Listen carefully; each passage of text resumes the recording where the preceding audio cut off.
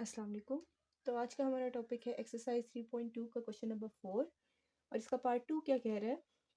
ये पार्ट मैंने कहा था अलग से वीडियो बनाऊंगी बिकॉज ये थोड़ी सी एक्सप्लेनेशन मांगता है, वरना ये पार्ट हल करने में बहुत ज़्यादा शॉर्ट है।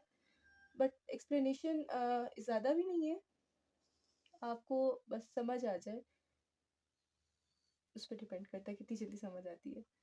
तो हम एक कोऑर्डिनेट एक्सिस बना लेते हैं, एक्स एक्सिस, वाई एक्सिस, जी एक्सिस। ठीक है, अब इसमें हम लोगों ने क्या बनाना है, एक क्यूब बनाना है। शो दैट, उन्होंने क्या कहा कि angle between two diagonals of a cube, एक क्यूब के किसी भी दो डायगोनल्स के बीच में जो एंगल है वो होगा cos इनवर्स 1/3। ठीक है, आपको आम क्यूब की फिगर अगर मैं दिखा दूं, वो कुछ इस तरह से होती है। क्यूब भी ऐसा होता है जिसकी ऑल साइड्स बराबर होती है लेकिन 3 डायमेंशन में। ठीक है, आइस क्यूब आपने देखे ही होंगे, इस शेप के होते हैं। अब इस क्यूब के कोई से भी दो डायगोनल्स ले लें आप, मतलब मैं हो सकता है फ्रंट फेस की दो डायगोनल्स ले लूं, मेरी मर्जी। ठीक है, आप डायगोनल्स लेना चाहें तो इस शेप के ही आप एक बैक टू फ्रंट डायगोनल ले लें। जिस तरह से मैं ले लेती हूँ डायगोनल्स इसके, इस पॉइंट से इस पॉइंट तक और इस पॉइंट से इस पॉइंट तक। मतलब वो आपकी मर्जी है, आप डायगोनल्स कौन से लेना चाह रहे हैं। आपने कोई से भी दो डायगोनल्स लेने और उन डायगोनल्स के बीच में बनने वाला जो एंगल है वो ये कह रहे हैं कि ये एंगल होगा cos इनवर्स ऑफ 1/3। ठीक है, तो उम्मीद है आपको क्वेश्चन की स्टेटमेंट समझ आ रही होगी कि आपने क्यूब ड्रॉ करना है डायग्राम में एंड उसके बीच में एंगल फाइंड करना है। ठीक है, तो हम वही क्यूब ड्रॉ करने जा रहे हैं। मेन काम असल में क्यूब के कोऑर्डिनेट्स को डिफाइन करना है कि कोऑर्डिनेट्स ऑफ क्यूब क्या होंगे और कैसे लिखे जाते हैं जनरली। और चले स्टार्ट करते हैं। मैं क्यूब ले रही हूँ, क्यूब विद साइड की जो लेंथ है ना वो मैं ले रही हूँ ए। ठीक है, ए लेंथ, ए मतलब शो कर रहा है, यूं कह लें 1/1 का क्यूब है, तो इसमें क्या कहूंगी मैं, हर साइड इसकी क्या है, हर साइड की लेंथ कितनी है इसकी, 1 है। ठीक है, हर साइड 1 लेंथ की हो तो वो क्यूब विद लेंथ 1 कहलाता है। क्योंकि हम जनरली सॉल्व करना चाह रहे हैं इसलिए मैं इसकी लेंथ क्या ले रही हूँ, ए कोई भी वैल्यू हो सकती है। ओके जी, अब हम लोगों ने ए लेंथ का एक्स एक्सिस पे एक पॉइंट लेना है। अब मैं कह रही हूँ जनरली कोई भी, ये ए लेंथ है सपोज करें। ठीक है, ये ए लेंथ का एक्स एक्सिस पे पॉइंट लिया। अब एक्स एक्सिस पे पॉइंट अगर लिया जाए तो आपको पता है एक्स पॉइंट्स कैसे शो करते हैं, एक्स कॉमा वाई कॉमा जी, इस तरह शो होते हैं पॉइंट्स। एक्स एक्सिस पे अगर पॉइंट है तो एक्स एक्सिस की ऊपर वैल्यू होगी पॉइंट की, कितनी ली मैंने, ए लेंथ। ठीक है, ये कितनी ली मैंने, ए लेंथ। तो हमारे पास y और z की वैल्यू क्या होगी इस पे, 0। उम्मीद आपको ये पॉइंट समझ आया होगा। एक्स वाई जी पॉइंट होते हैं, तो एक्स एक्सिस पे वो पॉइंट हमारे पास a होगा, y और z की वैल्यू क्या होगी, 0 0। ठीक है, तो अगर ये एक a लेंथ का पॉइंट मैं यहाँ ले रही हूँ तो उस पॉइंट की वैल्यू क्या होगी, a 0 0। ठीक है, आई होप समझ आया होगा ये पॉइंट। इसी तरह से सिमिलर पैटर्न पे ही y एक्सिस पे भी मैं इतनी ही लंबाई कोशिश करती हूँ सेम लूँ। ठीक है, तकरीबन यहाँ पे पॉइंट आएगा, तो y एक्सिस पे भी अगर इतनी ही लंबाई पे पॉइंट लूंगी तो y एक्सिस के उसमें क्या होगा, y के ऊपर वैल्यू आएगी a की और x और z दोनों क्या होंगे, 0। ठीक है, तो y एक्सिस के ऊपर 0 a 0 पॉइंट बनेगा। क्लियर हो रही है बात। इसी तरह से इतनी ही लंबाई पे अगर मैं z एक्सिस पे पॉइंट लेती हूँ, ठीक है, तो z एक्सिस पे भी इतनी ही लंबाई a, तकरीबन इतना ही बनेगा। ठीक है, तो z एक्सिस के ऊपर भी क्या होगा, z के ऊपर होगा a, x और y क्या होंगे, 0। तो ये होगा 0 0 a। आई होप आपको समझ आ रही होगी। ठीक है, सो ये 3 पॉइंट्स मैंने डिफाइन किए अभी, और हमने बनाना क्या था, क्यूब बनाना था। ठीक है, तो क्यूब बनाने के लिए मेरे पास दो लाइंस यहाँ पे हैं। मुझे क्या करना होता है क्यूब बनाने के लिए, ये दो लाइंस हैं तो इन्हीं के पैरेलल ड्रॉ करने होते हैं। ठीक है, तो वही हम ड्रॉ करने वाले हैं। मैं आपको ये चीज़ें क्यों इतनी एक्सप्लेन कर रही हूँ, क्योंकि अक्सर बच्चों को नहीं आता बनाना, कि मैम हम शुरू से ही कोई भी ये नहीं बताता, हर कोई फिगर बना के दिखा देता है, पर हमें बनाना नहीं आता, ये मुश्किल लगता है बनाने में, तो उसका तरीकाकार भी साथ के साथ बता रही हूँ। तो 2 लाइंस मैंने, एक जी एक्सिस के पैरेलल लाइन ड्रॉ की, एक एक्स एक्सिस के पैरेलल लाइन ड्रॉ की। इस पॉइंट को भी हम कुछ कहेंगे वो बल्कि मैं साथ ही बता देती हूँ। अब इसमें देखें इस पॉइंट में कौन कौन सी वैल्यूज यूज हुई हैं, एक x की, एक z की, ठीक है। तो इस पॉइंट में x की वैल्यू भी होगी a और z की वैल्यू भी होगी a। हाँ, लेकिन इस पॉइंट में y यूज नहीं हुआ, ये x और z के बीच में है, तो इसलिए इस पॉइंट का नाम क्या होगा, a 0 a, x and z का a और y 0। समझ आ रही है? आई होप अब क्लियर हो रही होंगी बातें। इसी तरह से आपके पास, सॉरी मैंने पॉइंट ही मिटा दिया। इसी तरह से अब आपका हमने बनाना है y एक्सिस के अलॉन्ग कह लें, ठीक है। ये x एक्सिस है, ये y एक्सिस है, एक लाइन इसके पैरेलल, ठीक है, y एक्सिस के पैरेलल, और ये एक लाइन x एक्सिस से पैरेलल, ठीक है, तकरीबन यहाँ आएगा। ओके, अब यहाँ पे एक जो पॉइंट आएगा वो क्या होगा, देखिएगा x और y दोनों मौजूद है ना, x और y के बीच में है ना, x और y के बीच में है तो a और z एक्सिस नहीं है तो 0, तो इस पॉइंट का नाम क्या होगा, a 0। आई होप ये आपको क्लियर हो रही होंगी बातें और समझ भी आ रही होंगी। सेम इसी पैटर्न पे हम लोग y और z के बीच में बनाएंगे। y और z के बीच में कैसे बनाना है, यहाँ पे आके अक्सर बच्चों को थोड़ा सा मुश्किल लगता है, तो याद रखिए ये z है, आप बेशक एक और पेंसिल ले लें और इसको z के अलॉन्ग इस तरह से रख लें और थोड़ा सा इसको शिफ्ट कर दें ऊपर की तरफ, तो मतलब आपने लाइन ड्रॉ करनी है इसके अलॉन्ग, ठीक है। तो ये हमारी लाइन हो गई, ओके। इसी तरह से y के बीच में, तो ये y आप इस पॉइंट के ऊपर रखेंगे और सीधी लाइन ड्रॉ कर लेंगे, ओके। तो ये पॉइंट बच्चों को अक्सर मुश्किल लगता है बनाना। सो ये आपका एक पॉइंट आ गया y और z के बीच में, तो y और z के बीच में है तो y और z की जगह a और x एक्सिस के ऊपर 0, क्लियर है। तो ये आ जाएगा 0 a, ओके। अब आपके पास एक लास्ट पॉइंट बच गया। क्यूब में अक्सर जो वर्टिसेस हैं वो नीचे के 4 और ऊपर के 4 होते हैं, टोटल 8 वर्टिसेस होते हैं, कोने, ठीक है। क्यूब के कोने कितने होते हैं, 8 कोने होते हैं। तो हमारे पास इस क्यूब में ये फिगर बन गई है देखा जाए तो, ठीक है। तो अब हमें क्या बनानी है, एक इस तरह से करके तीनों लाइंस को ज्वाइन करके एक पॉइंट यहाँ का चाहिए हमें कंप्लीट करने के लिए क्यूब की फिगर को, ठीक है। तो अब आप एक लाइन इसके पैरेलल बनाएंगे तकरीबन इस तरह से, एक लाइन y के पैरेलल बनाएंगे y एक्सिस के अलॉन्ग, एक लाइन x एक्सिस के अलॉन्ग बनाएंगे, तो ये रफली इधर आपका एक पॉइंट आ जाएगा, ठीक है। सो आपके पास ये पॉइंट क्या है, ये y एक्सिस से भी बना है, ये z एक्सिस से भी बना है, ये x एक्सिस से भी बना है। इस पॉइंट के लिए तीनों एक्सिस यूज हुए हैं, तो ये पॉइंट कहलाएगा a एंड a, ठीक है। तो ये आ गया आपका a एंड a। बस ये मेन आपकी फिगर बनाना मेन काम था, बाकी तो, और ओरिजिन आपका रह गया। ओरिजिन क्या होता है, ये वाला पॉइंट जो सेंटर में होता है, जहाँ x एक्सिस भी ना हो, y भी ना हो और z भी ना हो। जब तीनों ही नहीं है तो उस ओरिजिन पे क्या होती है, तीनों की वैल्यूज 0, ठीक है। तो ये होता है 0 0 0 पॉइंट, ये ओ लिखा है मैंने, ठीक है, ओरिजिन।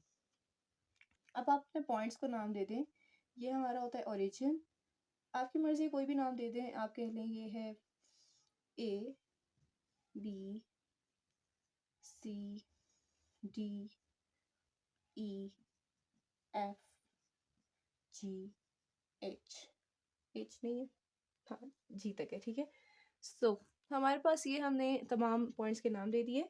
अच्छा, अब आपने एक चीज़ है, उन्होंने कहा है एनी टू डायगोनल्स। इस चीज़ में मैं आपको क्लियर करना चाहती हूँ एक बात, इस सेंटर वाले पॉइंट से सामने वाले सबसे फ्रंट वाले पॉइंट का ये डायगोनल लेने लगे, ठीक है। इसी तरह से हम लोग क्या लेने लगे, एक OB के बीच में डायगोनल लेंगे और एक E और C के बीच में डायगोनल लेने, तो अंदर से ये जाएगा डायगोनल C तक को अप्रोच करने के लिए, ठीक हो गया।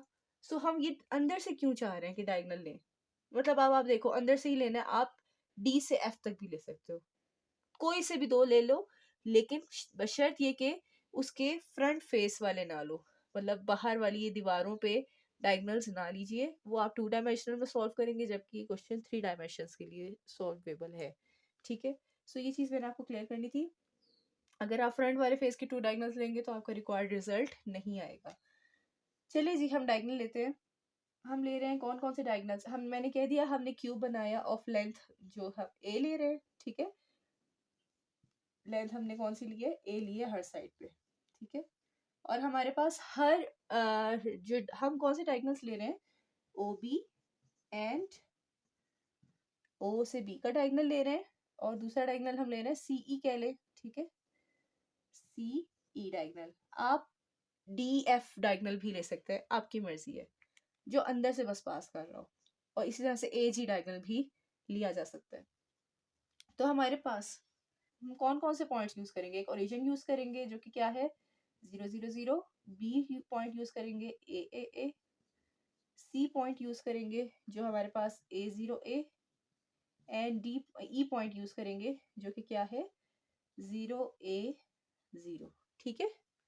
आई होप यहाँ तक आपका कोई क्वेश्चन नहीं होगा। अब आपने ओ बी निकालना है, ठीक है। ओ बी के लिए आपने बी वाले जो कोऑर्डिनेट्स है ना, उनमें से ओ वाले कोऑर्डिनेट्स को क्या करना है, माइनस। पहले मैं ऑर्डर फॉर्म में लिखूंगी, बी वाला पॉइंट एज इट इज लिख लें। ये मैंने वेक्टर लिखा है, ठीक है, पोजीशन वेक्टर लिखा है, लेकिन इसको अभी हम कंपोनेंट फॉर्म में लिखेंगे। बी में से ओ माइनस होता है, बी की वैल्यू पहले, ओ की वैल्यू बाद में, ठीक है।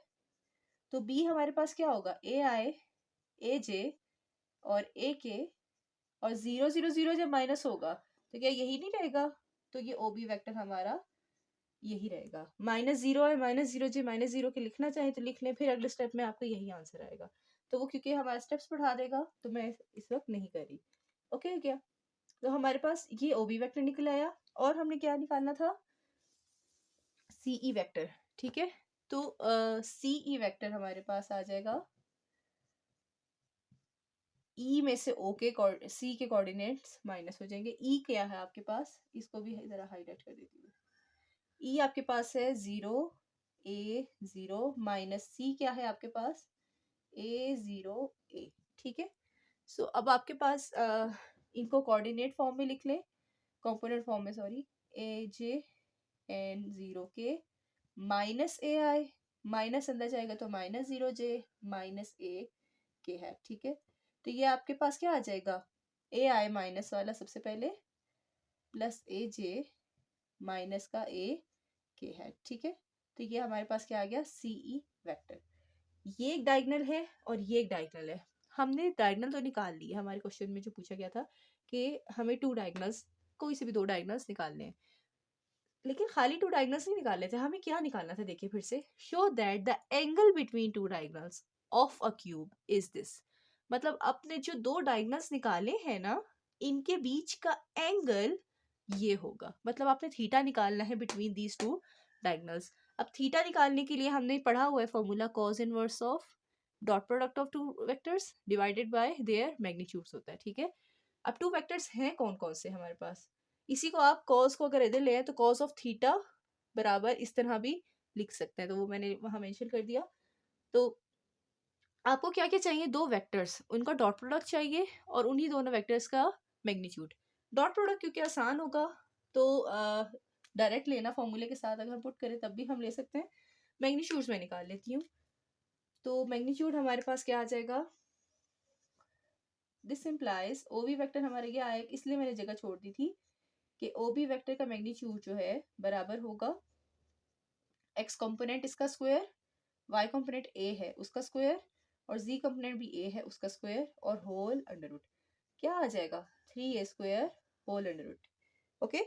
इसी तरह से हमारे पास सीई वेक्टर का जो है मैग्नीट्यूड, वेक्टर हमारे पास आ गया, दिस इम्प्लाइज इसका मैग्नीट्यूड क्या होगा, ए कंपोनेंट का स्क्वायर, सॉरी आई कंपोनेंट का स्क्वायर, जे का स्क्वायर एंड कंपोनेंट ऑफ के का स्क्वायर, ठीक है। तो ये हमारे पास आ जाएगा माइनस ए स्क्वायर, क्या हो जाएगा ए स्क्वायर और ए स्क्वायर, तो ये फिर से क्या आ रहा है 3a स्क्वायर स्क्वायर रूट, ठीक है। दोनों के मैग्नीट्यूड्स का आंसर 3a स्क्वायर आ गया। अब आपने क्या करना है, इन दोनों के बीच में एंगल निकालना था। देयरफॉर थीटा या एंगल, या आप कह ले एंगल बिटवीन, हमने कौन कौन से वेक्टर्स लिए थे, O B and C E will be, ठीक है, कह दें आप विल बी, क्या हो जाएगा कॉस ऑफ थीटा। इस तरह भी लिखा जा सकता है, अगर आपको इन्वर्स वाली शक्ल पसंद नहीं है तो आप कॉस को इधर ले आए, बाद में उसको वहां ले जाएं। कॉस ऑफ थीटा इन्हीं दोनों वेक्टर्स का, ओ बी और सी ई के dot product divided by O B magnitude और सी ई मैग्नीट्यूड के प्रोडक्ट के बराबर होता है। ओ बी एंड सी ई का डॉट प्रोडक्ट ले लेंगे हम। ओ बी वेक्टर हमारे पास क्या था, ये 1 कह लें इसको, ये 2 कह लें, यूजिंग 1 एंड 2 भी कह सकते हैं आप लोग, मर्जी है, या डायरेक्ट भी पुट कर सकते हैं। तो ये आ जाएगा ए I plus A J, O B vector लिख रही हूँ, और ए के, इसका डॉट प्रोडक्ट ले रहे हैं हम सी ई वैक्टर के साथ। C E minus A I plus A J minus A I plus A J and minus का ए के हैट, ठीक है। ये डिवाइडेड बाय इनका मैग्नीट्यूड क्या है, √3a² एंड √3a², ठीक है। तो इधर ही मैं आपको बता देती हूँ कि √3a² जो है 2 दफा लिखा हुआ है, तो क्या मैं इसको लिख सकती हूँ नीचे √3a² का होल स्क्वायर, ऐसे लिखा जा सकता है। 3a² 2 दफा था ना, तो इसके होल स्क्वायर का और स्क्वायर रूट क्या हो जाएगा, कैंसिल। तो डिवाइड में आपके पास क्या बच जाएगा, ये बच जाएगा खाली 3a²। आई होप यहाँ तक कोई क्वेश्चन नहीं होगा। अब आगे आपने क्या करना है, आई को आई कंपोनेंट के साथ मल्टीप्लाई, तो a माइनस ए के साथ मल्टीप्लाई होकर क्या आ जाएगा, माइनस का a²। इस तरह से जे कंपोनेंट के साथ मल्टीप्लाई, ए के साथ मल्टीप्लाई होके प्लस के हैं दोनों, तो प्लस का a², और एक के का कंपोनेंट और माइनस ए के कंपोनेंट है, ठीक है। तो a इंटू माइनस ए क्या हो जाएगा, फिर से माइनस ए का स्क्वायर, ये प्लस का a², ये माइनस का a² क्या हो जाएगा, कैंसिल। क्या रह जाएगा, माइनस का a², ठीक है। तो ये माइनस का a² और ये नीचे का ये a² और ये a² भी कैंसिल। तो आपका ये किसके बराबर आ रहा है, 1/, ये बराबर आ रहा है आपका -1/3 के बराबर। कौन, कॉज ऑफ थीटा। यहाँ तक आई होप समझ आ गई होगी आपको। अब आपको उम्मीद है नजर आ रहा होगा। इसी से अगर आप थीटा निकालें, कॉज उधर चला जाएगा, तो ये आ जाएगा कॉज इनवर्स, और किसकी वैल्यू है, -1/3। जो भी वैल्यू उधर लिखी हुई है वो एज इट इज, ठीक है। तो ये आपके पास एंगल आ गया, cause inverse of -1/3, this is the angle. और आपने क्या यही साबित करना था, ये कौन सा एंगल है, बिटवीन 2 डायगनल्स जो हमने लिए थे ओ बी एंड सी। सो हमने क्या यही साबित करना था कि एंगल आपका कॉज इनवर्स -1/3 होता है। बिल्कुल आपको यही साबित करना था। सो हेंस प्रूव्ड, ठीक है। तो एंड पे आप कह देंगे हेंस प्रूफ, जो आपको कहना बहुत पसंद आए सो हमारा प्रूफ हो गया। उम्मीद है आपको ये क्वेश्चन समझ आया होगा। थोड़ा सा लेंथी हो गया क्योंकि इसमें चीज़ें बहुत बेसिक है वैसे, लेकिन समझने वाली थी। सोल्यूशन इसका बहुत छोटा सा है। तो अभी के लिए हाफिज़, कोई भी सवाल हो तो ज़रूर पूछिएगा।